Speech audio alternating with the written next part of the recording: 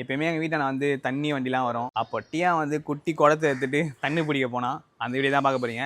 போடுறேன் பாருங்க. தண்ணி பிடிச்சா போயா டீ தண்ணி பிடிக்க போகிறாங்க. நம்ம காட்ட குடத்தை காட்டேன்.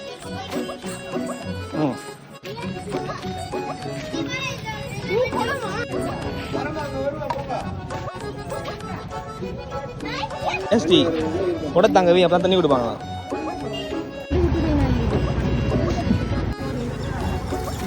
அப்போ தேங்க்யூ. வெத்திரமா தண்ணியை பிடிச்சிடும். எங்கள் வீட்டில் வச்சுருந்தோம் தண்ணி. சரியா? தண்ணி எங்கே வைப்ப? வீட்டில் வைக்கணும்.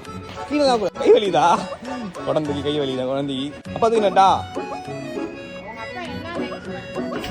கை வலிதான். கை வலிக்குது அதுவே.